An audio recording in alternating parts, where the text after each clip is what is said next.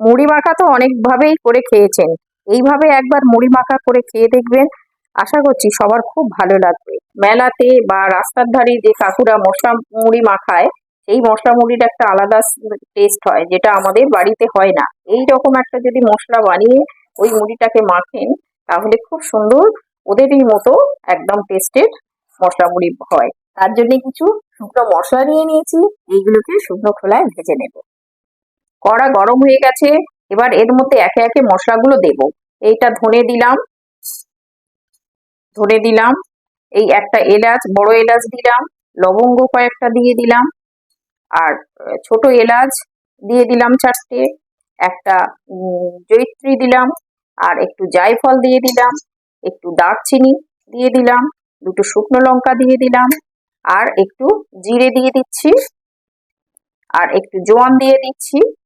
এটা জোয়ান, এটা গোলমরিচ কয়েকটা দিয়ে দিলাম, আর একটু সাজিরে দিয়ে দিলাম, আর একটা তেজপাতা, এটাকে আমি 2 টুকরো করে নিয়েছি, আর একটু মৌরি দিলাম। এগুলো সব 1 চামচ 1 চামচ পরিমাণে আমি দিয়েছি। সবগুলোকে দিয়ে আমি একটু ভেজে নেব।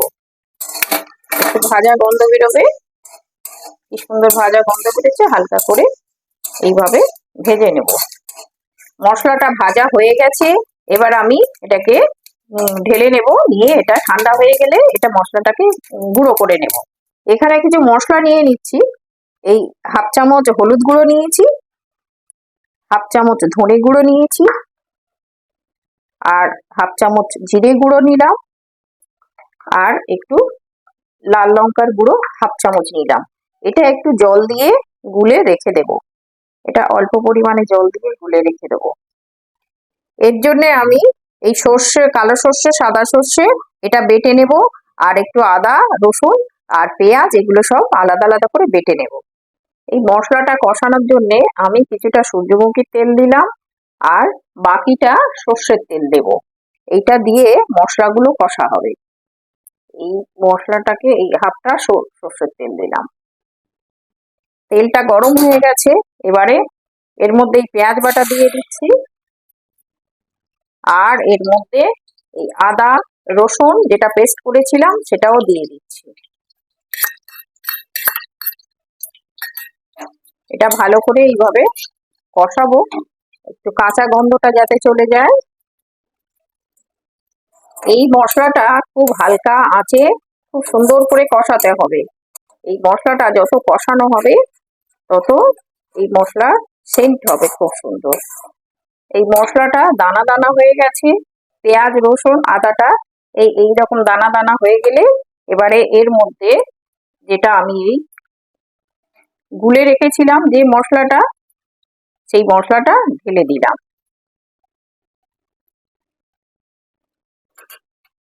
এটাও বেশ ভালো করে নাড়তে হবে। এই জলটা, যে জল দিলাম, জল দিয়ে যে গোলাম মশলাটা দিলাম, এই জলটা পুরো নেড়ে নেড়ে শুকিয়ে নিতে হবে। আর এবারে এর মধ্যে 1 চামচ লবণ দিয়ে দিলাম, আর 1 চামচ, 1/2 চামচ মতো চিনি দিয়ে দিলাম।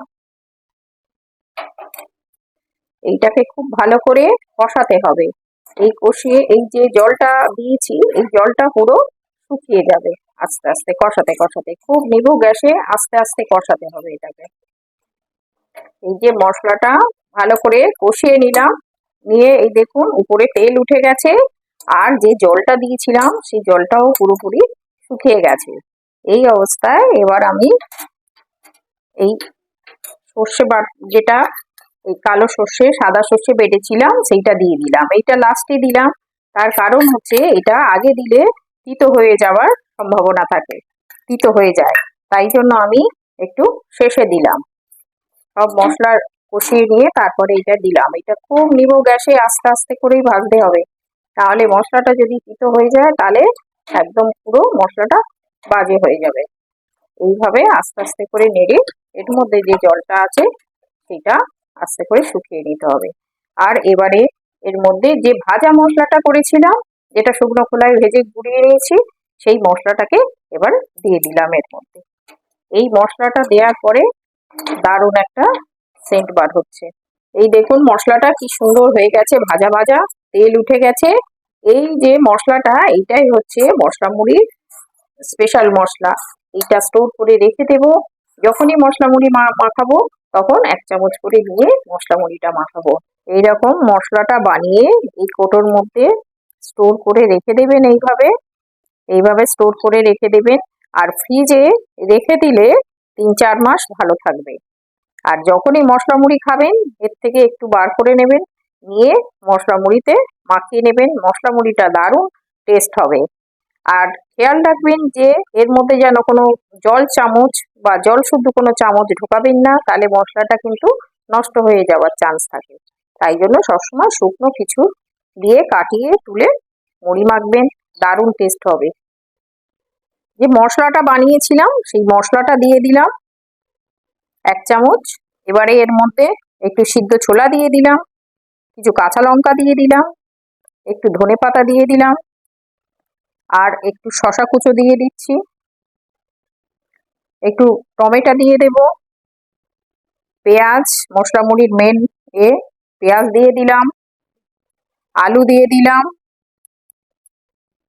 আর একটু লেবু দিয়ে দেব। এটা একটুখানি টক ঝাল হবে। এবারে বাদাম দিয়ে দিলাম, ছোলা ভাজা দিয়ে দিলাম, ঝুরি ভাজা দিয়ে দিলাম, আর চানাচুর দিয়ে দিলাম।